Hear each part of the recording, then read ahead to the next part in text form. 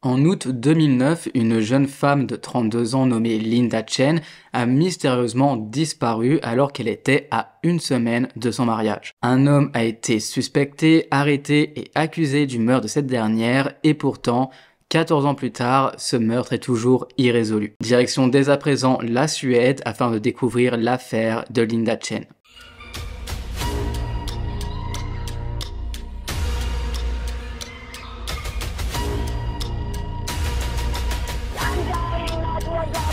Serving fire department. Ma'am, are you still there?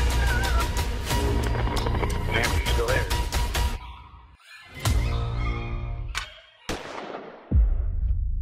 Bonjour à tous et bienvenue dans cette nouvelle vidéo. Aujourd'hui nous allons traiter d'une affaire de meurtre qui n'a malheureusement toujours pas été résolue, mais vous verrez c'est bien plus complexe que ça et j'espère que vous allez découvrir cette affaire aujourd'hui. Mais avant de commencer, comme d'habitude, si le contenu de notre chaîne vous plaît, n'hésitez pas à mettre un petit like, des commentaires et à nous soutenir en vous abonnant juste en dessous si ce n'est toujours pas fait. Et sans plus tarder, c'est parti pour l'affaire de Linda Chen.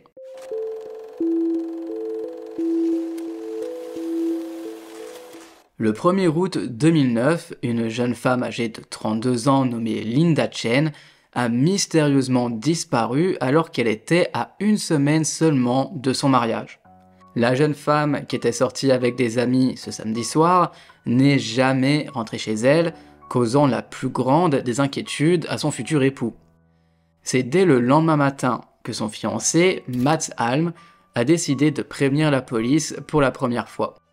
Je dis bien première fois parce qu'au début, la police ne prenait absolument pas l'homme au sérieux. C'est donc vers 9h du matin, le dimanche 2 août 2009, que Mats a décidé d'appeler la police pour signaler la disparition de sa fiancée. À cet instant, comme je vous l'ai dit, les policiers ne prennent pas vraiment l'homme au sérieux. Notamment parce que Linda est une femme adulte qui est simplement sortie avec des amis, donc à leurs yeux, il est beaucoup plus probable qu'elle dorme avec une sale gueule de bois quelque part, plutôt qu'elle n'ait été sauvagement assassinée.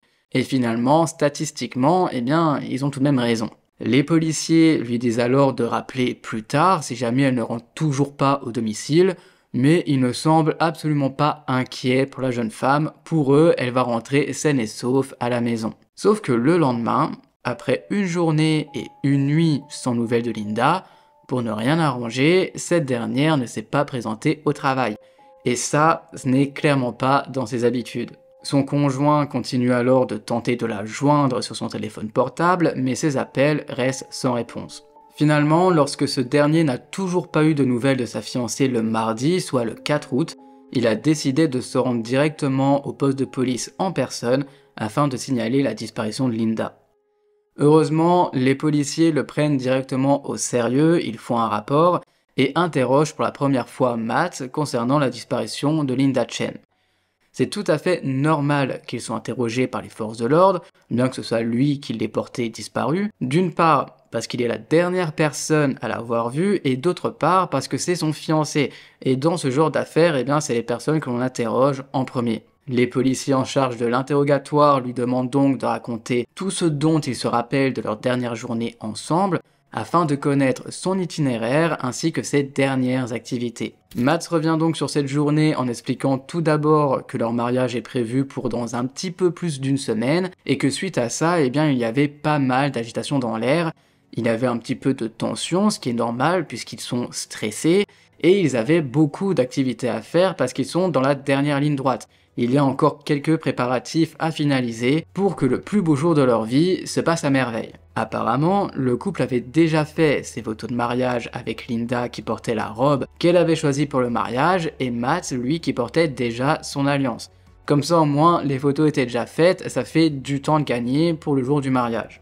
Le couple avait déjà réservé une église avec une réception à suivre dans l'un de leurs restaurants préférés, et la famille de Linda devait s'envoler de Chine dans les prochains jours pour le mariage. Les mariés étaient hyper stressés, comme j'ai dit, c'était vraiment la dernière ligne droite avant d'arriver au but final. Ce jour-là, le samedi 1er août, Linda travaillait de 11h à 16h au restaurant chinois où elle est employée. Comme à son habitude, elle est rentrée à la maison juste après, rejoignant son fiancé Mats qui regardait la télévision.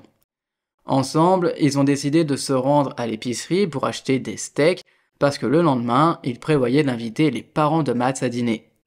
Ils sont allés à City Gross pour acheter les steaks et ont même été vus sur les images de vidéosurveillance du magasin en train de le quitter à 16h38.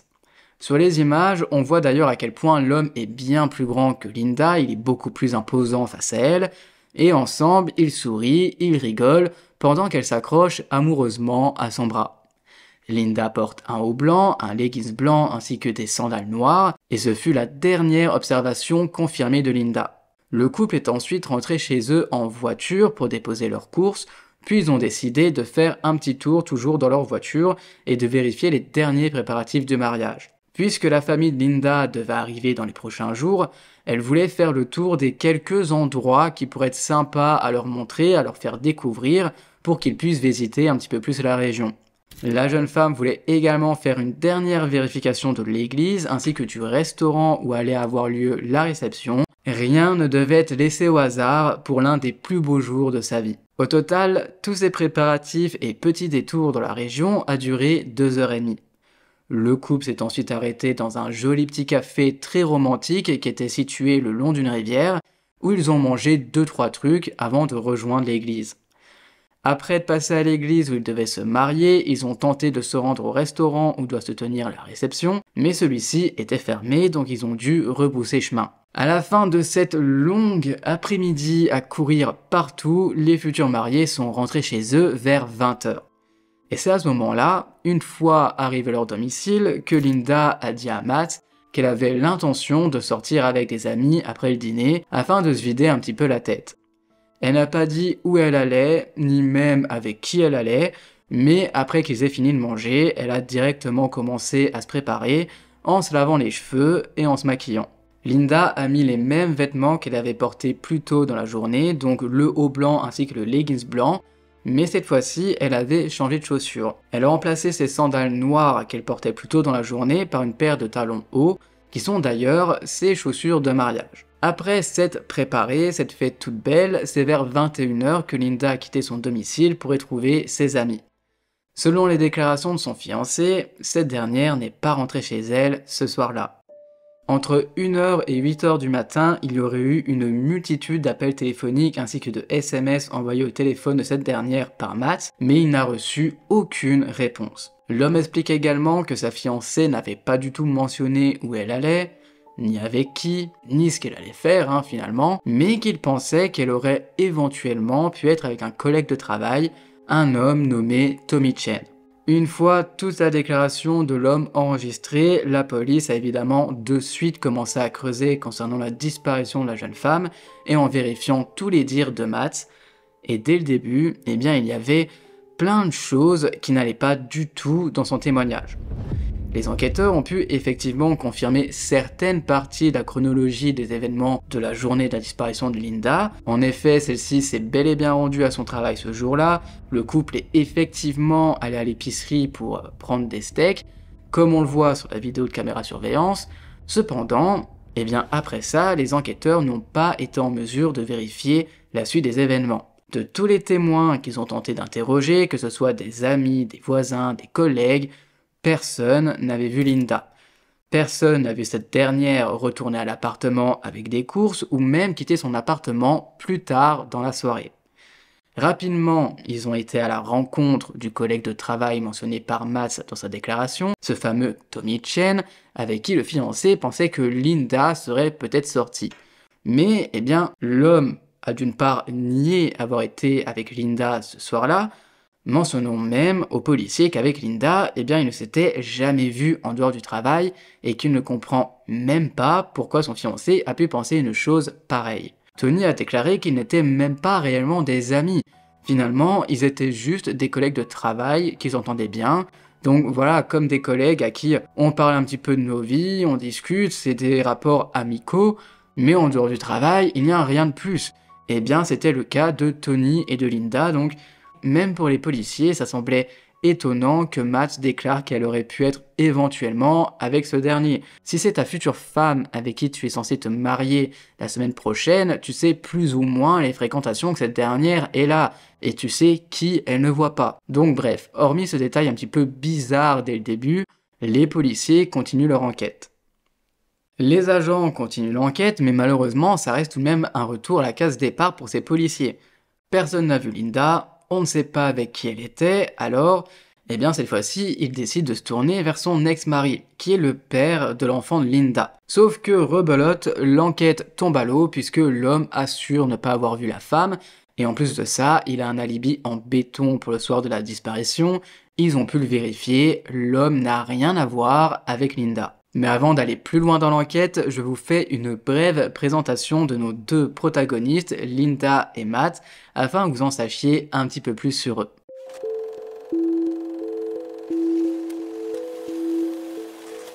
Linda Chen est née en Chine durant l'année 1977. On n'a pas de date précise, mais on sait néanmoins que sa vie a rapidement été semée d'embûches.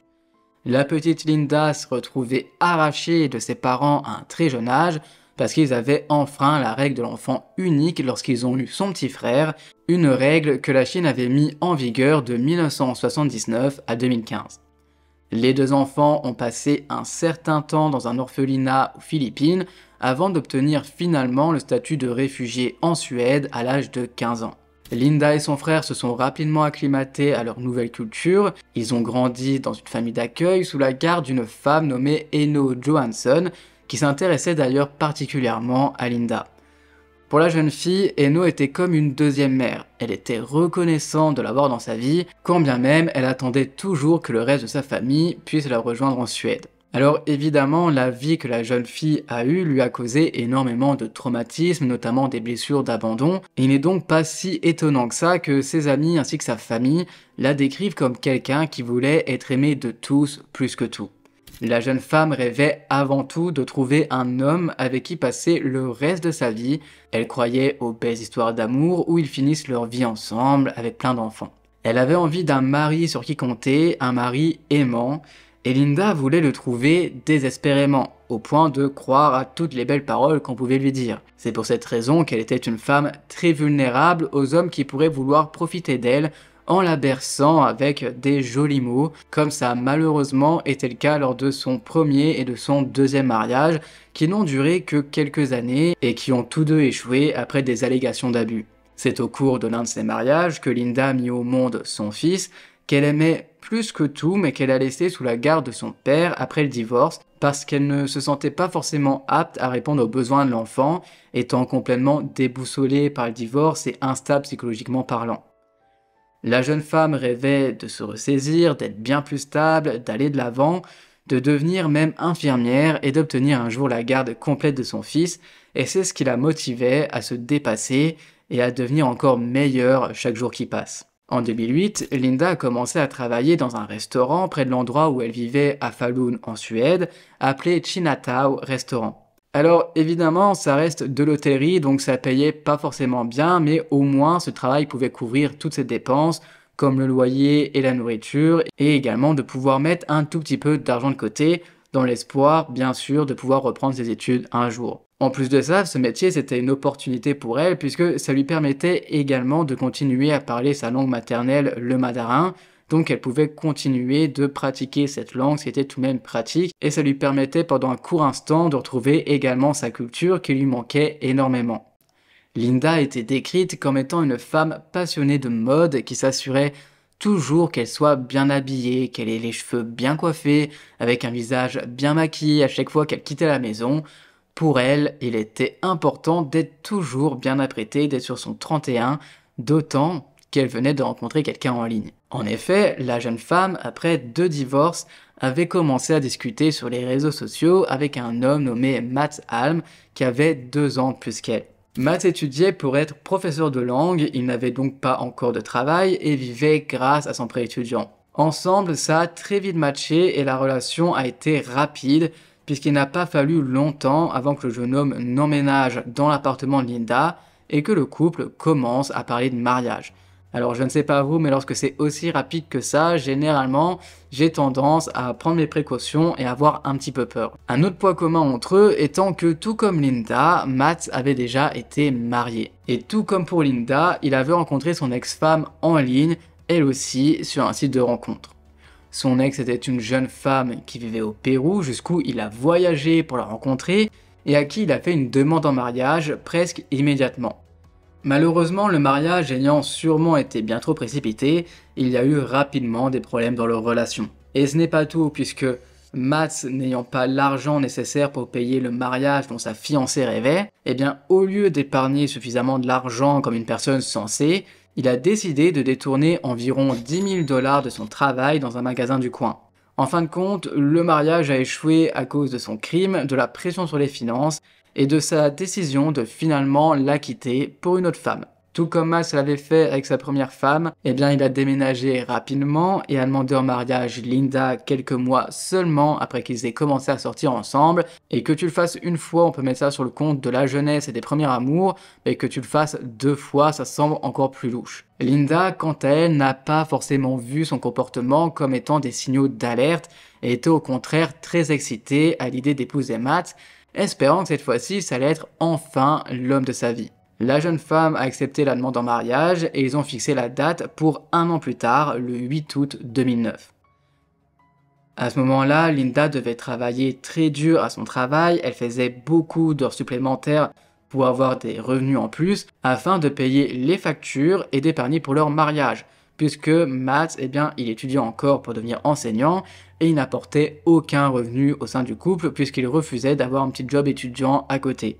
Mais ce n'est pas tout puisqu'une autre part d'ombre règne encore dans le couple, puisqu'on ne sait pas si Linda était vraiment au courant de la réelle situation de Matt, mais l'homme avait aussi une tonne de dettes dont il ne prenait pas du tout la peine de rembourser. Alors soit elle fermait les yeux sur ses dettes, ou elle était ignorante de ces détails, mais ses amis et sa famille en tout cas étaient persuadés qu'elle était heureuse dans cette relation. Tous l'ont d'ailleurs soutenu dans sa décision d'accepter le mariage, même s'il pensait que Matt pouvait parfois se montrer un petit peu contrôlant avec Linda. En effet, c'était tout de même le genre d'homme qui devait toujours savoir où se trouvait sa fiancée, avec qui elle était, ce qu'elle faisait, insistant même pour venir la chercher quand elle quittait le travail. Mais bon, vraisemblablement, ça ne dérangeait pas trop Linda qui se sentait aimée et soignée plutôt qu'épiée. Voilà donc une brève présentation du couple. J'espère que celle-ci a été suffisante pour que vous compreniez un petit peu la dynamique de ce couple. Et maintenant, nous allons revenir aux faits.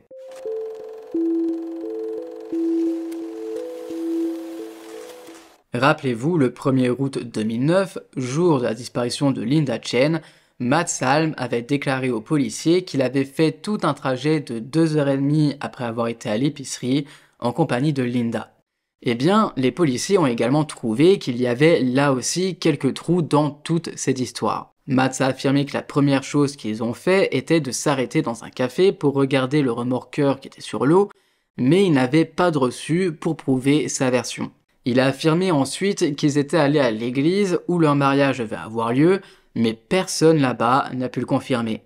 Puis, il a également allégué qu'ils étaient allés au restaurant où leur réception de mariage avait été réservée, mais que ce dernier était fermé, donc ils avaient fait demi-tour. Sauf que lorsque les enquêteurs ont parlé aux employés du restaurant, ils ont appris qu'ils étaient en fait ouverts ce samedi soir-là, et même très occupés, car ils y organisaient un grand événement. Et Matt n'a peut-être pas pensé en inventant ce mensonge à ce moment-là, pourtant sa copine fait partie de l'hôtellerie, mais tout de même un restaurant qui est fermé le samedi soir, c'est soit un restaurant qui cartonne tellement qu'ils n'ont pas besoin d'ouvrir à samedi soir, soit c'est un restaurant qui n'a pas assez de personnel ou qui est tout simplement fermé ou en vacances. Mais c'est extrêmement rare puisque c'est là où, en tant que restaurateur, on se fait le plus d'argent puisque c'est là où les gens sortent et où ils sont en week-end. Donc dès le départ, son histoire, elle avait quand même quelques couacs. Et pourtant, malgré toutes ces zones d'ombre, la police a dû faire une enquête bien plus approfondie pour comprendre la tournure des événements.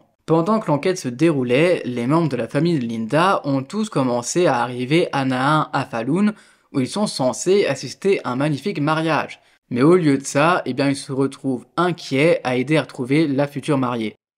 Des dépliants ont été affichés partout et sa photo a été mise sur la première page du journal local pour faire connaître au plus grand nombre sa disparition, et c'est d'ailleurs de cette façon que Eno, souvenez-vous la femme qui était comme une mère pour Linda, a découvert que cette dernière avait disparu.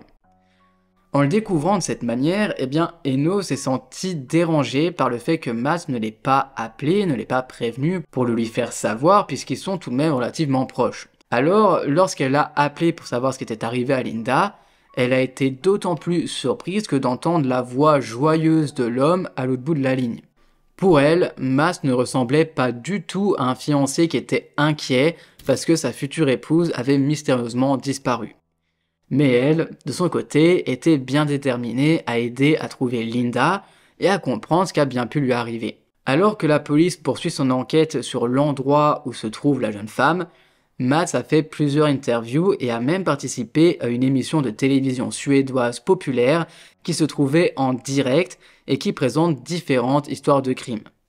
Pendant le passage sur Linda, Matt semblait être un homme complètement bouleversé et brisé par la disparition de sa future femme. On peut le voir tenir sa robe de mariée devant la caméra et parler de la dévastation que cause sa disparition. On dirait presque que l'homme a complètement perdu espoir de la retrouver un jour et qu'il a décidé finalement lui-même qu'elle était déjà probablement morte. L'animateur de télévision ne manque cependant pas de lui rappeler que la plupart des personnes qui sont assassinées sont tuées par leur partenaire. Un constat triste, mais pourtant bien vrai.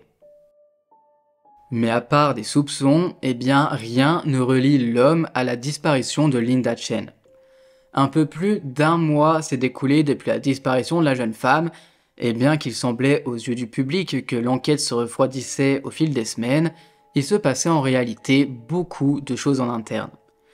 La police a construit tout un dossier contre Mats Alm, croyant qu'il avait quelque chose à voir avec la disparition de Linda Chen.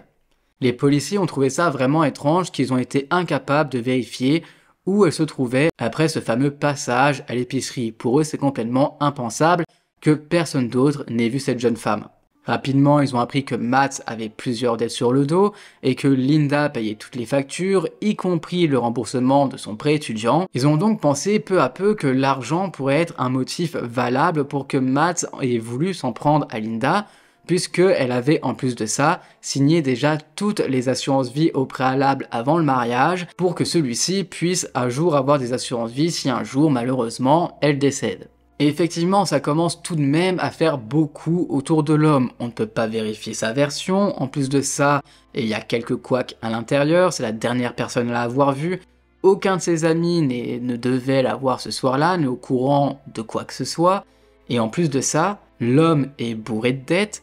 Linda paye toutes ses factures et elle avait signé plein d'assurances vie avant même de se marier avec. Sachant que l'homme semble avoir tout de même un petit attrait pour l'argent puisqu'il a quand même détourné 10 000 $ de son ancien travail. Bon, tout ceci montre que potentiellement la piste du meurtre pour de l'argent semble être la bonne. Suite à tous leurs soupçons, à la mi-septembre, les policiers ont demandé à Matt de se rendre au poste de police pour un deuxième interrogatoire, mais étrangement, il ne s'est jamais présenté, de quoi paraître encore plus suspect aux yeux des enquêteurs. Ces derniers se sont donc déplacés eux-mêmes chez l'homme, mais personne n'a répondu à la porte d'entrée. En dernier recours, les policiers se sont rendus sur son lieu de travail et ont appris sur place, avec surprise, que l'homme ne s'était même pas présenté cette journée-là. Impossible donc de mettre la main sur l'individu, les policiers ne savent pas où il est allé et commencent à le considérer comme étant en fugue. Puis, 2 jours plus tard, 2 résidents qui vivaient dans une campagne profonde de la Suède ont contacté la police après avoir vu un homme sortir des bois avec des marques de brûlure sur son corps et qui semblait vraiment mal au point.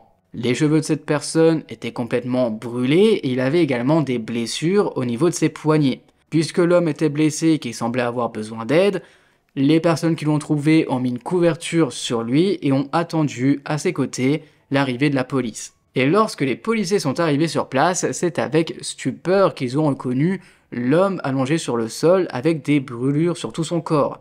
Et il n'était autre que Mats Alm, l'homme qu'ils recherchaient depuis 2 jours. L'homme pleure, il essaye de dire quelque chose, mais tout ce qu'il dit n'a pas beaucoup de sens, et en plus de ça, comprendre quelqu'un qui pleure, souvent c'est quand même bien compliqué. Après ces multiples sanglots, Mats explique aux policiers qu'il a retrouvé Linda, et que cette dernière a été assassinée. Les policiers sont complètement choqués et ne comprennent pas grand chose de ces déclarations qui partent un petit peu dans tous les sens. Et l'homme livre alors aux agents de police une histoire invraisemblable. Il raconte que 2 jours plus tôt, il était dans son appartement lorsque quelqu'un a subitement frappé à la porte. Il s'est alors levé, il a ouvert la porte et il a subitement fait face à 2 hommes chinois, l'un tenant un couteau tout en se frayant un chemin à l'intérieur de l'appartement. Il l'aurait forcé à ingérer 2 pilules blanches, puis il s'est évanoui. Lorsqu'il s'est réveillé, il s'est retrouvé dans le coffre d'une voiture et les hommes lui ont exigé de lui rendre l'argent de Linda.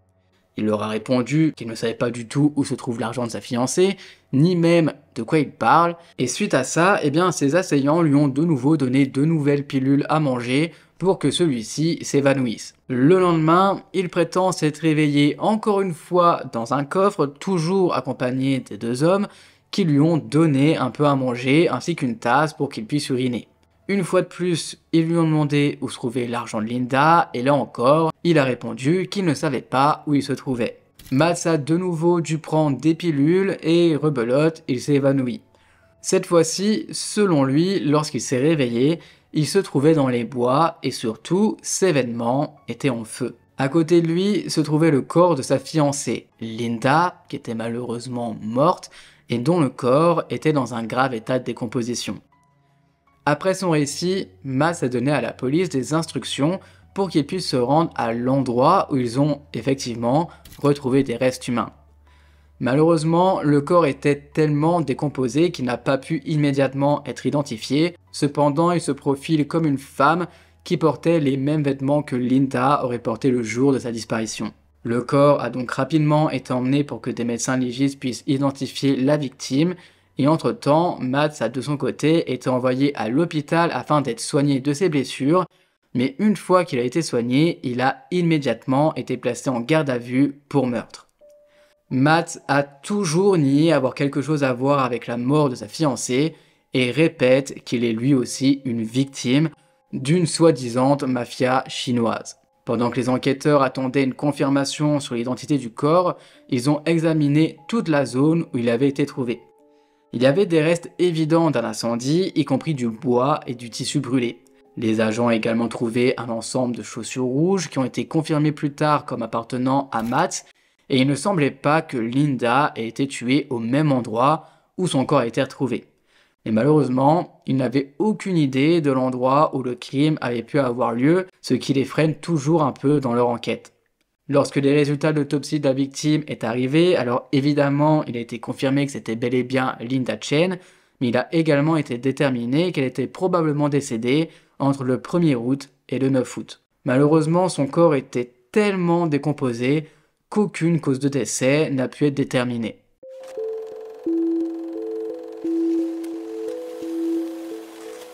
Malgré que l'enquête ne se soit pas déroulée comme prévu, l'affaire contre Matt Alm s'est poursuivie. Il y avait beaucoup de preuves circonstancielles qui indiquaient qu'il pouvait avoir tué Linda lui-même, mais malheureusement, ce n'étaient que des preuves circonstancielles et non physiques. Les policiers ont relevé que ces brûlures étaient superficielles et qu'il n'y avait aucune trace de drogue dans son organisme, malgré toutes ces allégations d'avoir été drogué par 2 hommes. Puis, les policiers ont également reçu une information d'une source improbable, les parents de Matt en personne, qui se sont présentés avec un sac pour ordinateur portable qu'ils avaient trouvé dans leur chaufferie. Ce sac contenait un auto numérique avec une carte SD à l'intérieur, de l'argent en liquide, un collier, ainsi qu'une bague que l'homme portait habituellement.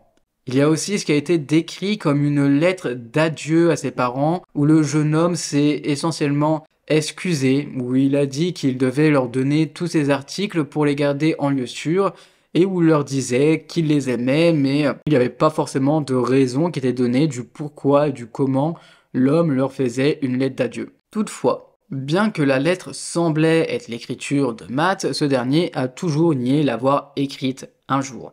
Et malheureusement, je n'ai pas trouvé de détails là-dessus, s'il y avait eu des tests typographiques pour voir, je crois que c'est ça, désolé si je me trompe, pour voir si la lettre a bien été écrite par Matt, ce qui aurait pu prouver un peu plus de choses, mais visiblement ça n'a pas été fait. Je rechercherai quand même pendant le montage et je vous dirai à l'écran si ça avait été fait et confirmé ou pas. En tout cas, pour ne rien arranger la situation de la soi-disant victime, les autorités ont regardé l'appareil photo et ont trouvé un selfie de Matt daté du 16 septembre, le lendemain où il avait été soi-disant enlevé de son appartement par les deux hommes chinois. La photo le montrait vraiment en pleine forme, il était souriant, bref, rien à voir avec un kidnapping, mais eh bien encore une fois, Matt a complètement nié qu'il s'agissait de photos de lui, que peut-être ses agresseurs avaient embauché quelqu'un qui lui ressemblait et avaient pris les photos pour essayer de discréditer. Mais je trouve quand même cette excuse vraiment tirée par les cheveux. Tu ne peux pas dire que quelqu'un a pris une photo de ton sosie parfait pour prendre des photos, les mettre dans ton appareil photo qui a été caché dans la chaufferie de chez tes parents, où il y avait une lettre de suicide avec une écriture qui semble être ton écriture, mais que tout ça est un coup monté par tes agresseurs. Ça fait quand même énormément, enfin ça fait quand même très gros, et pourtant, eh bien c'est passé comme une lettre à la poste. Je ne comprends pas comment c'est possible. D'autant que ce n'était pas la seule preuve concernant le mensonge de son agression. Pendant l'un des jours où Matt a affirmé qu'il était détenu contre sa volonté, quelqu'un, on ne sait pas qui, utilisait son ordinateur portable pour se connecter au Wi-Fi de la bibliothèque de Stockholm. Celui qui utilisait l'ordinateur portable à ce moment-là a cherché les noms de plusieurs personnes proches de Matt, y compris le nom de son ex-femme. Bref, en fin de compte, tout ceci cumulé, la police croyait fermement que Matt avait tué Linda Chen, puis avait essayé de se débarrasser des preuves et trouver un alibi en mettant feu à son corps lui-même. Ou alors, peut-être qu'il s'était accidentellement mis le feu dans le processus de destruction des preuves et qu'il a ensuite dû rapidement trouver une histoire sur la façon dont il s'est retrouvé dans cette situation. Ou encore, peut-être que c'était une tentative de suicide et qu'il n'a tout simplement pas réussi à le faire. Mais ce qui est certain pour les policiers, c'est que c'était lui qui avait fait du mal à la jeune femme. Mais, eh bien, encore un nouveau coup de massue dans cette affaire, puisqu'aucune cause de décès n'a pu être déterminée pour Linda et qu'il n'était pas sûr à 100% qu'elle avait réellement été assassinée, Matt Salm a seulement été accusé d'homicide involontaire et de profanation d'un corps. Son procès a commencé en mars 2010, et malgré la montagne de preuves circonstancielles contre lui, il a plaidé non coupable. Puisque tout ce que je vous ai cité sont des preuves circonstancielles, et j'imagine que dans ce genre d'affaires, on ne sait pas tout. Je pense qu'il y a des choses dont on ne sait pas, qui font qu'il y avait encore plus de preuves qui s'accumulaient contre l'homme. Et donc, Matt a plaidé non coupable, et vous allez sûrement, comme moi, être très déçus à l'issue de ce procès. Les enquêteurs ont pu prouver que Matt était un menteur, mais ils n'ont pas pu prouver que Linda avait été tuée, ni que Matt l'avait fait. Le procès a duré 2 mois avant que Matt ne soit reconnu coupable de profanation d'un corps, mais déclaré non coupable d'homicide involontaire. Malheureusement, lors de tout ce procès qui a duré 2 mois, l'accusation n'a pas été en mesure de prouver comment ni où le meurtre présumé s'était produit, et pour eux, eh bien c'est tombé à l'eau. Pour la première accusation de profanation du corps, l'homme a reçu une peine de 18 mois de prison, une peine que l'accusation et la défense ont acceptée sans faire appel. Parce qu'il a été acquitté de meurtre, il était également libre de percevoir l'argent de l'assurance vie de Linda, et c'est là que, étonnamment, peut-être par culpabilité, pour se laver de tout soupçon, ou encore simplement parce que c'est simplement quelqu'un de bon et qui avait en réalité vraiment rien à voir avec la disparition de sa fiancée, il a donné tout l'argent au fils de Linda. Alors si l'homme est réellement innocent, c'est très bien d'avoir fait ça, franchement bravo à lui.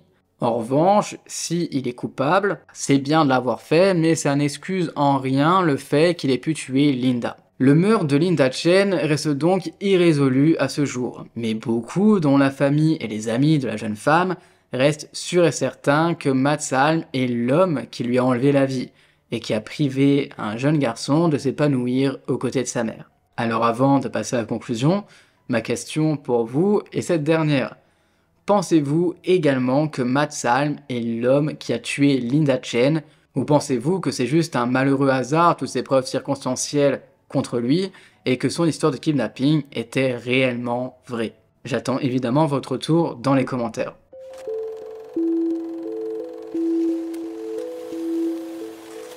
Et c'est donc tout pour l'affaire de Linda Chen, j'espère que cette affaire était encore inconnue pour vous. Il me semble pas l'avoir déjà vue sur le YouTube français, ou en tout cas j'espère avoir apporté un maximum de détails. Alors c'est vrai que ce genre d'affaire peut se faire poser énormément de questions. Il y a énormément de preuves circonstancielles contre l'homme, mais ça reste que des déductions et des non-preuves, donc peut-on vraiment condamner un homme là-dessus? Comme vous le voyez, non, mais certains pour qui c'est déjà arrivé, et même si tout pousse à croire que Matt Salm était coupable, et si finalement sa version était vraie, et qu'il n'était au courant de rien.